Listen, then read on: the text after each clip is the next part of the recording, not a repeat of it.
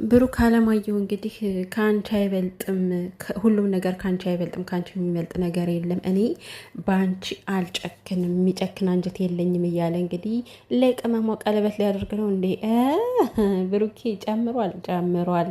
ሰላም ሰላም ቤተሰብ እንዴት ናችሁ? ደህና ናችሁ ወይ? ሁሉ ሰላም ሰላማችሁ ይብዛ።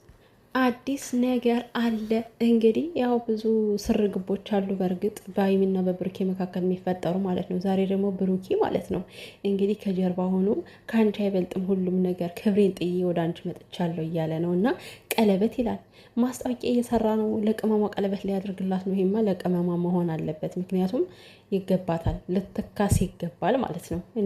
እንደዚህ እኮ በጣም ነው የተሰቃየችው ሀይሚ በዚህ ድራማ ውስጥ ማለት ነው። እና እንግዲህ ወይ እሷ ከድራማ ውጭ ሆናለች ወይም ደግሞ ኤኒዌይስ በዛም በዚህም ስራቸው እየወጣ ነው።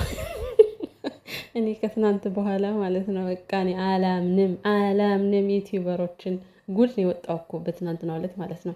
ለማንኛውም ማለት ነው እንግዲህ ልጅቷ እኔ ከህይወታቸው መውጣት አለብኝ ብላ እንግዲህ መታለች ሞዘዝ እያለች ማለት ነው። እንዴት ግን የሀይሚና የብሩኬ ህይወት የባቡር መንገድ ነው ተባላችሁ። በህይወታቸው እየመጣችሁ እንዲህ ነገሮችን በጣም ብልሽት ካደረጋችሁ በኋላ እንወጣለን በቃ እነሱ የሚለያዩ ሰዎች አይደሉም፣ በፍቅር መኖር አለባቸው። እኔ በጣም እኮ ነው የሚገርመኝ ግን ማለት መጀመሪያ እንደዚህ አይነት የጣፈጠ ፍቅር ላይ መታችሁ የሆነ እሬት የሆነ ነገር እየነሰነሳችሁ ከዚያ በኋላ ደግሞ የሆነ የሚፈታ ነገር ስታጡ ማለት ነው በቃ ከህይወታቸው ወጥተናል ትላላችሁ። እናንተ ማናችሁ ሲጀመር እየመጣችሁ የሰውን ህይወት በጥብጣችሁ እንደፈለጋችሁ ገብታችሁ እንደፈለጋችሁ የምትወጡትን? ሀይሚ በጣም ስህተት እኮ ነው የተሳሳተችው አሁን በትናንትናው ላይ ማለት ነው። ማልኮሽ ነው እንዴት ነው ብሩኬን ያታለልሽው? ከቡታጅራ መጥቶ ምንድን ነው ያደረገሽ? እነዚህ አይነት ጥያቄዎች መጠየቅ ነበረባት ማለቴ። እንግዲህ ብሩኬ አላውቅም እያለ እኮ ነው። ብሩኬ የኔ ልጅ አይደለም ብሏል ማለት ነው። ግን ልጁን በምን አይነት ሁኔታ ነው እዚህ ውስጥ ልታስገባው የቻለች? ምን አይነት ትብታ ብሰራበት ነው ብሩኬ እንደዚህ እስከ ማስረገዝ ደረጃ እየደረሰው የሚለውን ጥያቄ ፍርጥር ጠርሽ መጠየቅ ሲገባሽ ሀይሚዬ ማለት ነው። አንላቀቅም ብለሽ ጥለሻት ሄድሽ። ጥለሽ መሄድ አይጠበቅብሽም ነበረ፣ ማፋጠጥ ነበረብሽ። ሲጀመር በድንገት መተሽ እንዴት ነው አሁን ከህይወታችሁ ልወጣ ነው የምትይው? እኛን አፋልሰሽ ብቻ ብዙ ነገሮች። ሀፍትሽ ደግሞ እንግዲህ ያው ለማስታረቅ እኔ ይመስለኛል ሀፍትሽ የሆነ ነገር ብሏታል ልጅ እንጂማ እንደዚህ በዚህ ሙድ አትመጣም ነበረ። ብቻ ድንገት መጥቶ ይቅርታ ተቀበይም ይከብዳል ሀፍትሽ ማለት ነው። በእርግጥ ሀይሚ ታከብራለች ትወዳለች፣ ግን ደግሞ እኮ እንዴ አትጎዳም ማለት አይደለም። ይች ልጅ በጣም ልቧ እየተሰበረ ነው በሚደረገው ነገር። ሌላው ቢቀር ማለት ነው ተውት፣ ብሩኬ ልጁ አይሆን ምናምን የእሱ ልጅ አይሆን።